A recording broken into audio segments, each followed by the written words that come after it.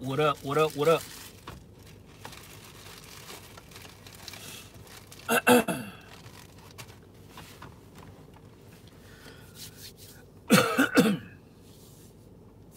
Damn, is this motherfucker even on?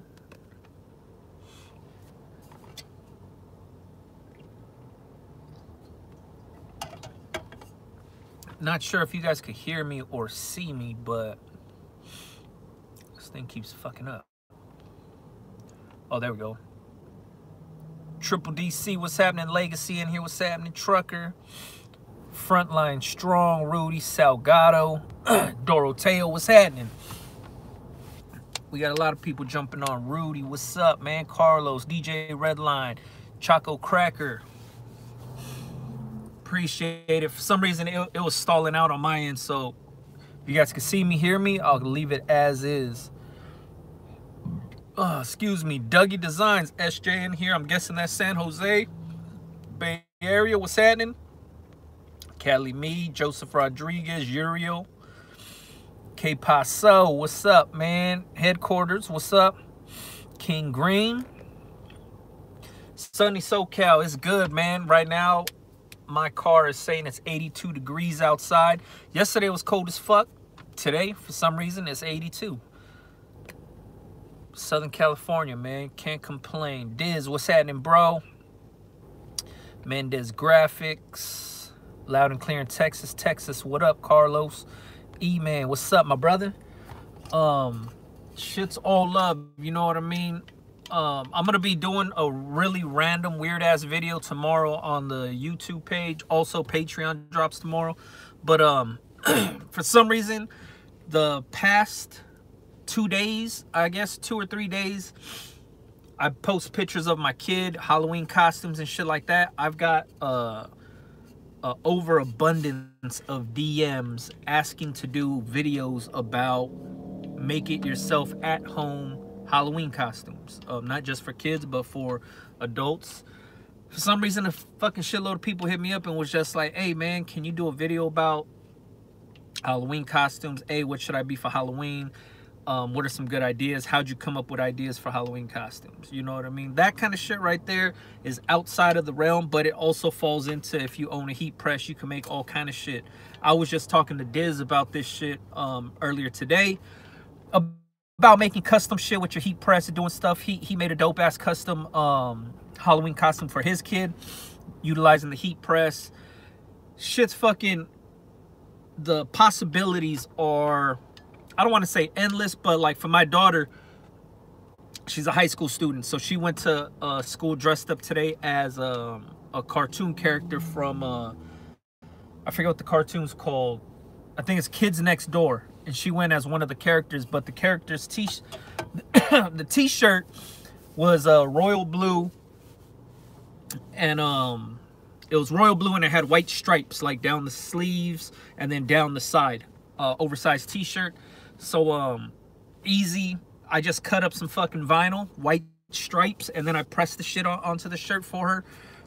Diz did a full custom shirt for his kid, pretty much full custom outfit. If you seen my kid, I dress him up as crazy shit every year since he's been born. So I did a custom Sons of Anarchy vest before he turned 1, and I pushed him around in a little bicycle. So I did that. I did Cheech and Chong, Pablo Escobar, Eazy-E, that dude Cholo Fit, and then I just did Karate Kid for him. This kind of shit right here is not the shit that you just buy at the store, right? It's like you find random shit around the house and it's like, fuck yeah, I could put something together with this. My idea when it comes to that Halloween shit is be as unique as possible, but at the same time, feel free to be creative as possible. You know what I mean? So I'm gonna record a video just showing you guys small shit, what you guys could do to switch shit up, make certain little costumes. Back in the day, I was AC Slater from Saved by the Bell, and I made my own like basketball jersey and all that shit that said Bayside with Slater on the back. You could do that shit with your heat press. You know what I mean? I was Mickey Mouse one year, and Mickey Mouse has those little white things, white buttons on his shorts. So I just cut some sweatpants and then I heat press some white buttons onto the shorts. A lot of easy, basic shit that you could do from home. So I'm gonna show all that shit in a video. This live session is just pretty much Q&A for you guys. I'm gonna be uploading this to the Patreon page right after this gets done. Patreon goes live as fuck tomorrow.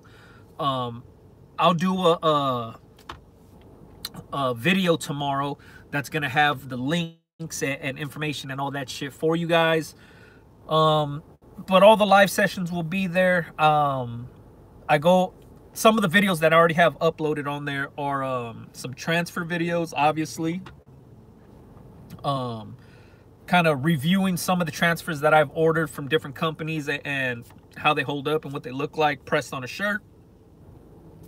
Some Letterman jacket action where you could buy those for fairly, I would say, cheaper than for a blank Letterman jacket, 100% wool. I found a pretty dope spot that I'm using that I'm sharing with you guys on the Patreon. Fairly fucking cheap. I would say like about $70 to $80, which sounds pretty crazy, but for full 100% wool Letterman jacket, considering all the research I've done, the cheapest I've seen was about $80.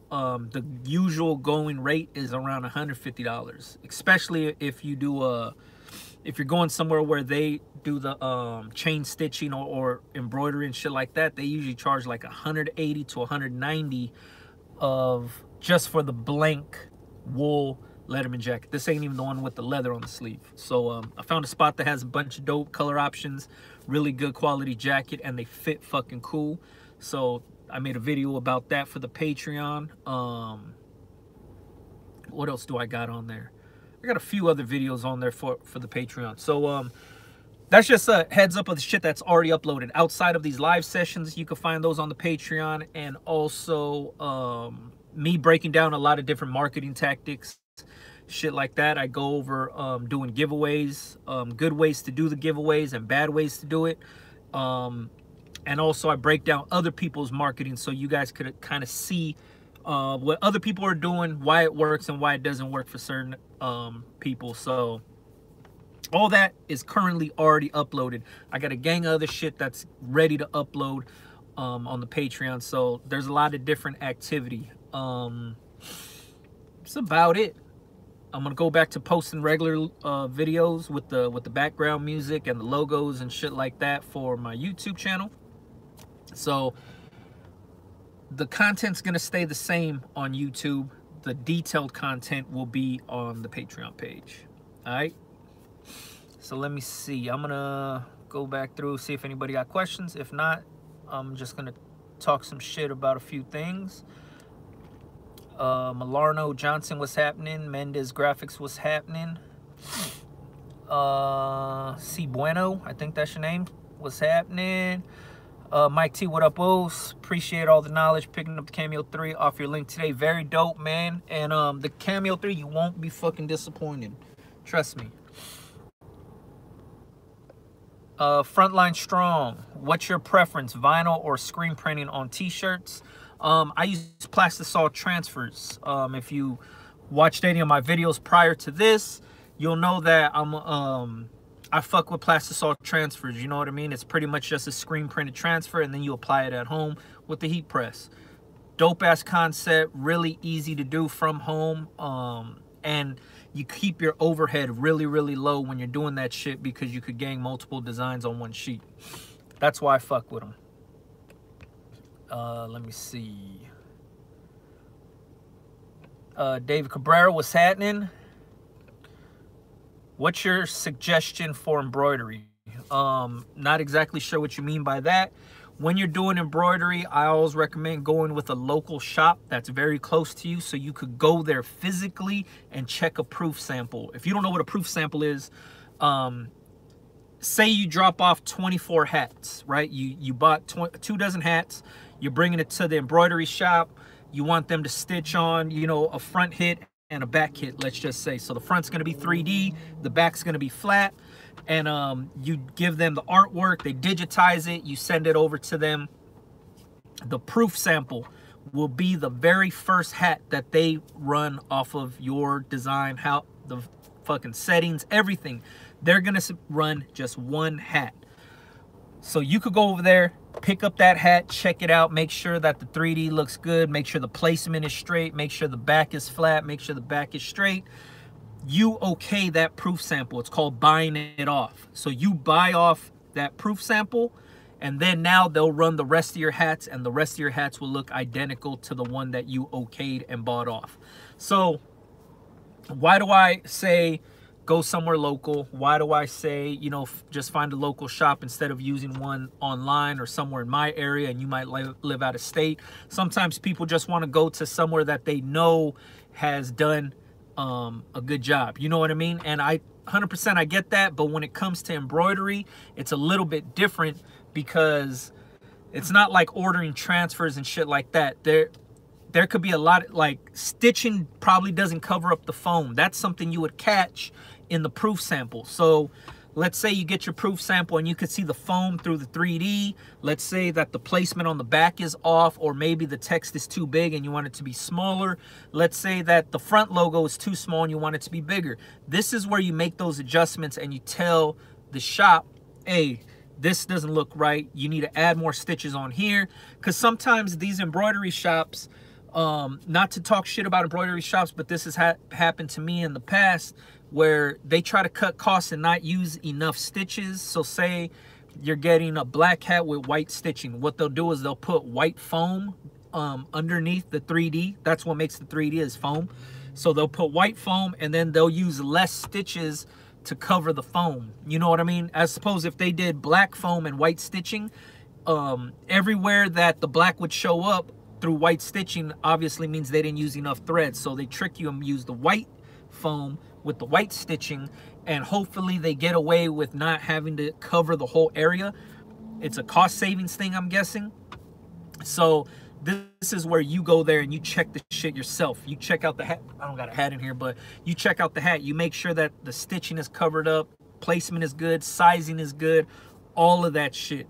Because if you don't check that proof sample and you just say run all 24 hats, if the foam is sticking out on one of the hats, it's going to be sticking out on all 24 of them shits, because the machine is going to do exactly the same thing on each single one. So say they have a 6-head embroidery machine, they're going to load up 6 hats. Those 6 hats are going to get stitched identical, because that motherfucker is working at the same exact speed, same exact time, all at the same time. So check the proof sample. You want to be able to buy off or make the changes to whatever they're going to run. It sucks to have, you know, you spend your money on 24 hats, you give them the 24 hats, and you never bought anything off. You're just trusting them with doing it, and then they stitch all 24. Whose fault is it, right? If some shit's fucked up, is it your fault or their fault? Obviously, they're just going to say, hey, I stitched it exactly the way you sent it to me. So it's not, they're not going to blame themselves. It's going to be on you, because you didn't check a proof sample of that shit. You have to say, okay, this is dope, let's run it. That's why I say go local. You know what I mean? So if you're asking for embroidery, just use Yelp, man. Go on Yelp and type in embroidery shop, and obviously your current location, wherever you're at, and then all these spots will come up, and then you go from there. Read reviews, look at other sample pictures, get quotes, and email, contact, call, whatever you have to do to these shops to get a better idea of how it's going to work. Customer service for myself goes a long way. So when I talk to these embroidery shops, like if I was going through looking for a new shop, I would go there and then I would see how I vibe with the fucking guy that I'm going to be talking to, because I want to make sure the customer service is on point to make the process that much easier. How, you know, like how fast are they to respond to emails or phone calls? Are they going to be brushing you off? Do they have really big clients where it's going to push your small order to the side so they could take care of the bigger clients? Or do they treat everybody equally? You know what I mean? It's shit like that that you want to go into these shops and look for. And feel free to ask, like, hey, do you guys have any other big accounts? You know, I want to know that my order is going to be taken as serious as your bigger clients. You know what I mean? What the turnaround time is, what the per piece is, where the price breaks are, all of that shit is good information to ask when you're looking for quotes and looking for a shop. You know what I mean? So hopefully that helps you guys out. It's hard for me to explain why it's so necessary to go to a local shop outside of going to, you know, a shop over here. And I really like the shop that I go to. It's not even it's somebody that used to own a shop. He has all the equipment in his garage and he still bangs it out. He doesn't take on new clients. It's just pretty much all the clients he had from his shop. He shut the shop down. Now he operates out of his garage, and he just kept all of his clients. All the clientele is the same, and we just keep going back and forth to him. You know what I mean? So it's not that I don't want to give up the plug. I don't want to give up the guy, but this dude doesn't even want to take on new clients. So he doesn't even want the business. So me referring you guys to him and him turning you guys away, you're gonna be like, man, what the fuck? So obviously that's why I don't even, you know, mention who I use, because he doesn't even have a shop. You know what I mean? It's just a dude. He lives around the corner from my parents' house, and he just has all his equipment in his garage now. So go local. Trust me, you're really gonna, that proof sample shit is a lifesaver. It's a huge lifesaver. Let me see. Boosting, where's the costume? Oh, we can't wear costumes over here, man. Found an overseas manufacturer, some hot stuff coming from our brand. Inner New Circle, very dope, Jay. Looking forward to it. Making fucking good moves, man. Seriously good moves. Jose Menes, what's happening? Angie Moore, what's happening? What's the best HTV for racer tank tops? There's no best HTV. You buy whatever heat transfer vinyl for the material you're pressing on. Whatever that racer tank top is made out of, that's what you want to look at when you're buying HTV. You want to make sure you're buying something made for that material.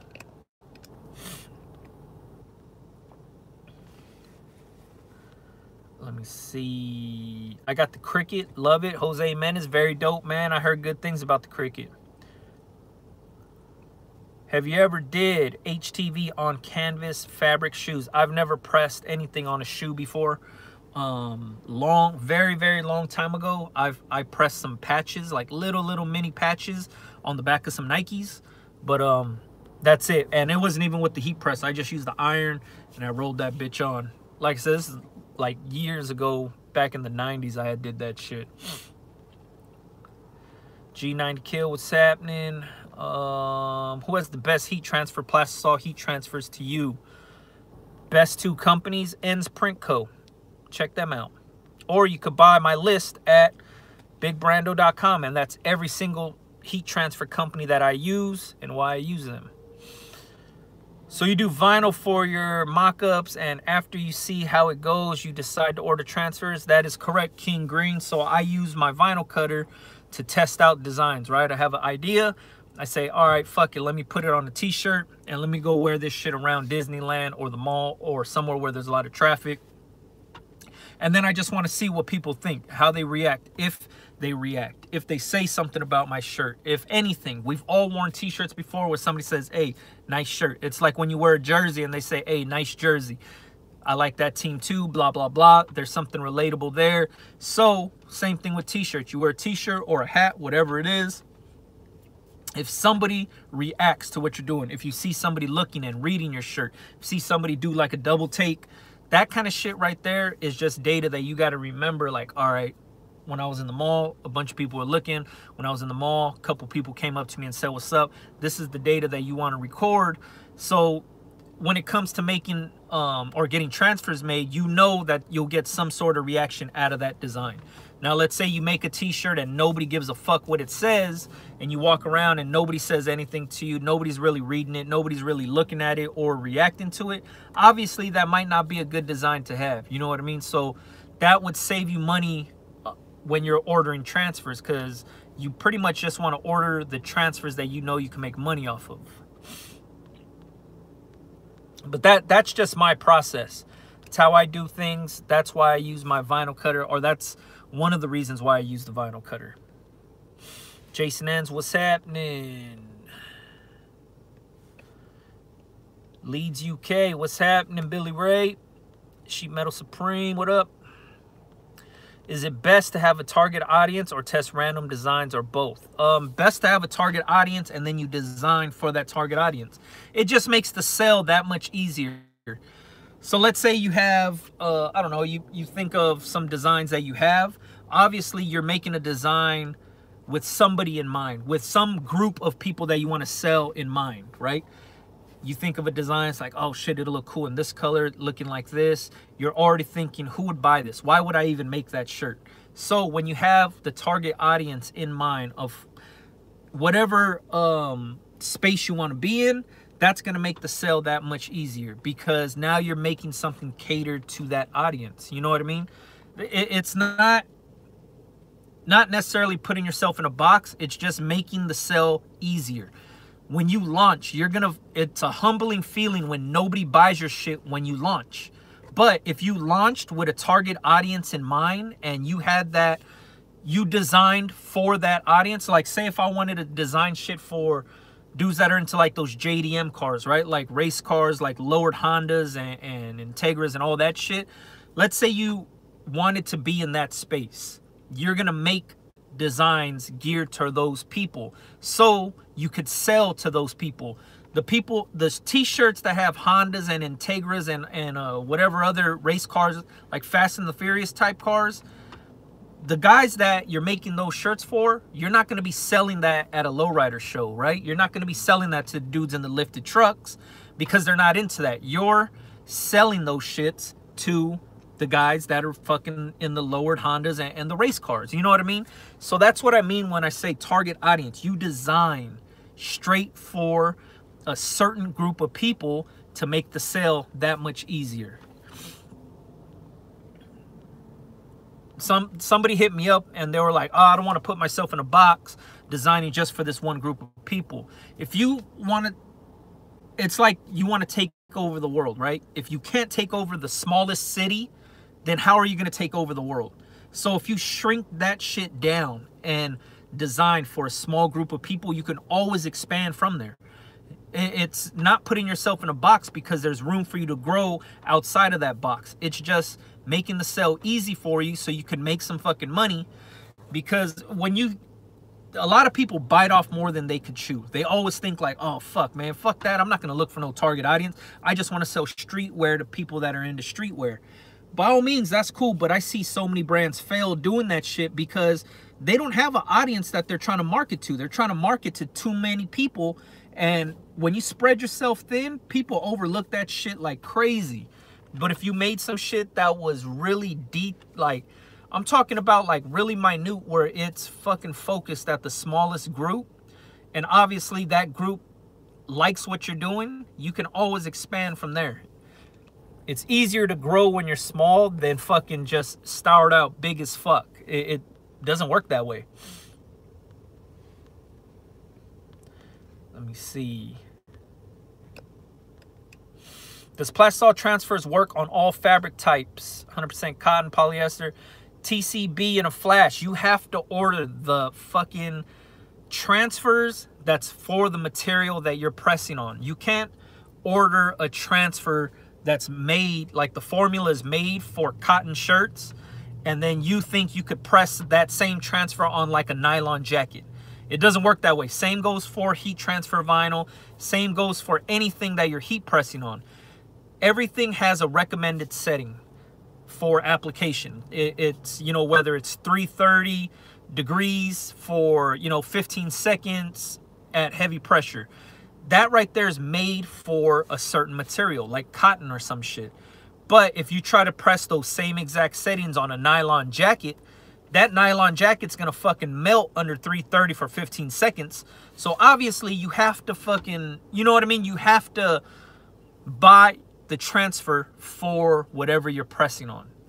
It's not gonna work across every single material. Maybe cotton and polyester will work together. You could press the same transfer that's made for cotton onto something that's polyester or cotton poly blend.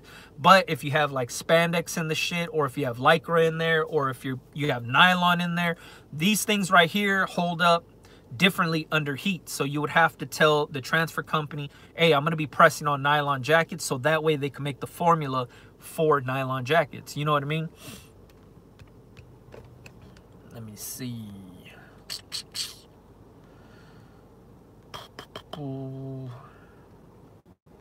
Pack Force, what's up? Do you ever print halftones on transfers opposed to always using vector?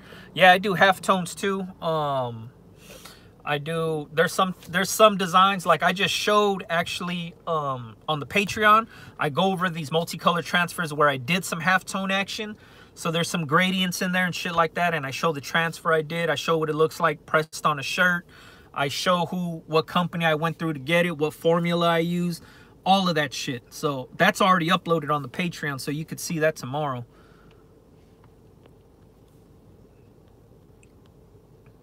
Let me see. If I purchase a Silhouette Cameo 3 grams, I would have to purchase. Any views on the M-Press from Heat Press Nation? The M-Press is dope. The Cameo comes with its own software, so you could design in that software, or if you wanted to use Photoshop or Illustrator or some shit, you can. But if you're just looking for a program to send shit to the cutter, the Silhouette Cameo comes with its own fucking design software, so you're good.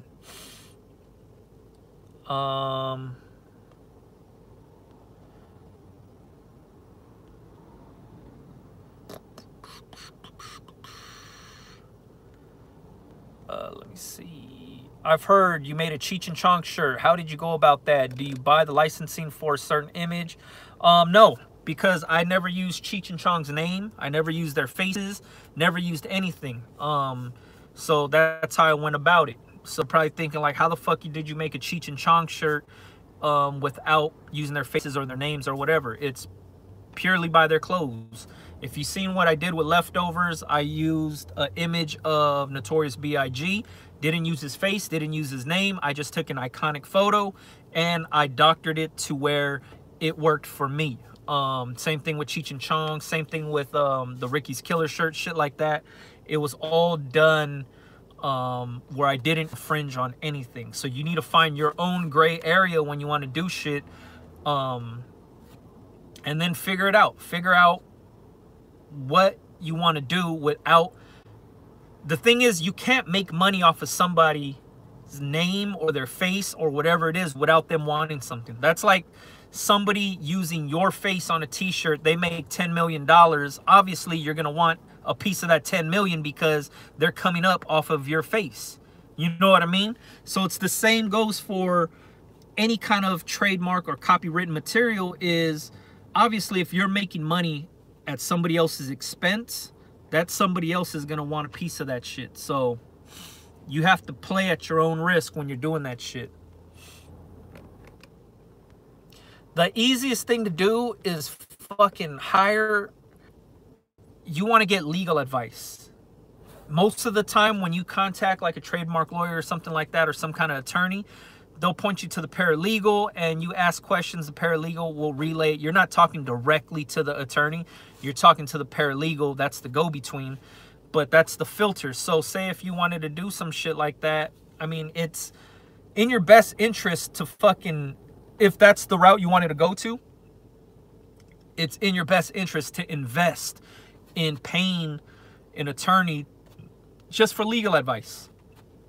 Whatever the fee is, whatever the cost is, find a trademark lawyer or somebody so you know where you can play and where you can't play. You would get a better understanding on how that shit works. I've did it in the past. There's a lot of other people that's done it in the past where all you're doing is paying for the legal advice. You're not paying for them to represent you. You're not paying for anything. You're just paying for their expertise, their legal advice. Legally, they could give you that kind of advice because they're an attorney or a lawyer. Me personally, I'm none of that shit. I just did my own research. I paid for my own attorneys and I figured out where I could play and where I couldn't. So if you wanted a better understanding on that kind of shit, like licensing or how not to get fucked over, like fucking with copywritten shit or infringing on trademarks and shit like that, I'm telling you, it's not that expensive to just hire. You're pretty much hiring the attorney for legal advice, but the way that you don't get where you're not paying that retainer, you're not paying that lawyer fee, is the go-between is the paralegal. So you ask your questions to the paralegal. Paralegal goes to the attorney and says, this person wants to know this, blah, blah, blah. They give the information to the paralegal. Paralegal middlemans it and brings it back to you. That's all it is.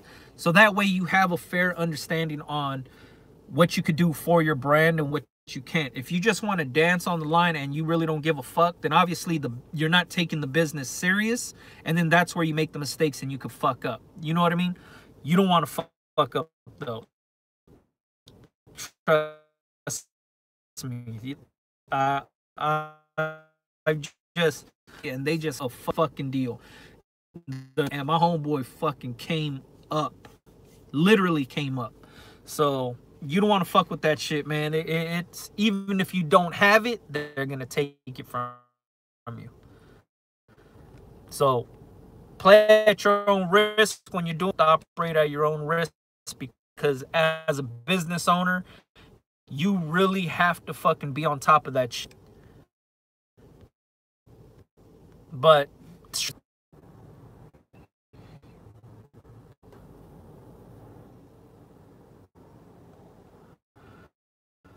are you going to the Patreon about they'll see what I like to keep that shit of how it fucks. Get into my businesses, you know, social media, asking that shit separate. I learned the hard way. Obviously, when necessarily you won't know brand names and shit like that, so you're not gonna be able to look my shit up, fuck up my business. I'll say that. I will still be doing some other merch that I'm gonna in a niche space, just to show how I manufacture shit, sell shit, market the stuff, how I'm converting to make the sales. All of that stuff will be on the Patreon. That was leftovers, was to show you brand and marketing, all of that shit. That's why it was laid out scratch pretty much for every single brand that I run. The basics of what I do. Have you ever used FM expressions? I got one set of transfers that were great. That happens. I've used FM expressions. I haven't ran into that issue. Actually, I haven't ran into that issue. I've worked with issues that I did run into with pushing back. You know, I needed it by a certain time. Somebody with a bigger orders, but they always came to in-hand delivery dates. My only gripe with that company. Regular size, how much do I size it up or down if I want to do different size shirts? I don't do that shit, LS Cannon. I design it one size, made for a small shirt up to a 2X shirt. That one design never changes size, only because of that same problem. Like what you're thinking of now is, I want to design something for a small shirt. I want the design to look like that. I want to put that same design on a 2X shirt. So now you're thinking, oh, I got to make the design bigger. That shit gets confusing as fuck. Just like you just asked that question. Main reason why I don't do it. So I design like the way that I see it on a shirt, it's gonna look good on a size small shirt up to a 2X shirt or whatever I'm offering. I don't change up the size whatsoever due to size of t-shirt. Let's get confused at that point.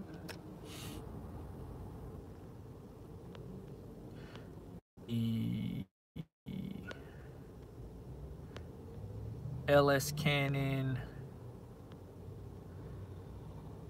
Oh, Boostin, thanks for jumping in. He said, save time and money, make the image one size that fits all. It's exactly what I do. Thanks, Boostin.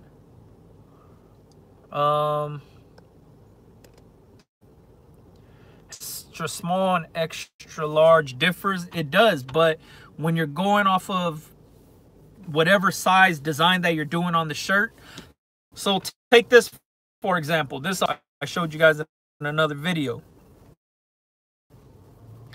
This right here is an extra. I'm going to shrink this down on a size which is probably 3 or 4 inches wide.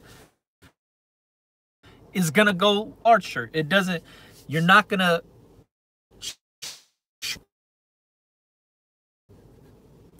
It fucking takes for its size this up to this. Nah, that's and he does that. There's no brand that does that. Like if you're a screen printer, you're only burning, or maybe 2. You're burning the screen for the front, the screen for the back. You're not gonna burn 4 different screws, the different size shirts. If wanted to operate, you could, but save money and time. Don't do that.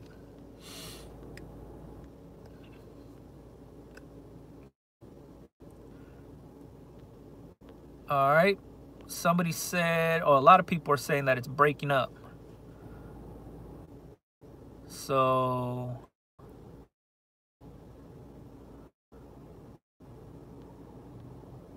get up so it doesn't.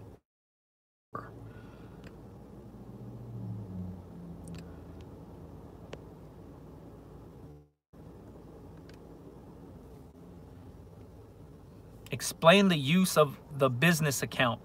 What can I do and use it for? Business account for what? For your bank? Use it for anything. It's to keep your business money separate, your personal money. You don't want your personal money dipping into your, you know what I mean? It's keeping things while it's doing it.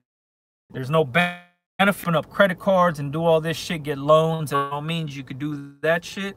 But if you wanted to operate your business under your own regular bank account or whatever you're doing, by all means, go for it, man. But when shit hits the fan, all that money's in jeopardy and you have it all in the same account, that's that. You know what I mean?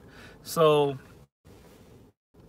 as a business, you would want money, right?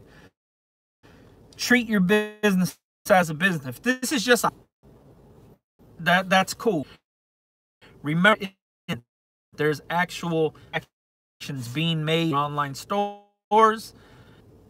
You have some income coming in, right? There's obviously proof that there's revenue streaming in from somewhere. So you need to keep that shit separate. If the smart thing to do is keep the shit separate, but if you wanted to mix it all together, by all means, go for it. Let me see. There's no what you mean by use for it, like what you want to do. If you're looking for something like that, that's probably not it. I'm about to jump off. And shit like that is dropping tomorrow. On the next one. Peace.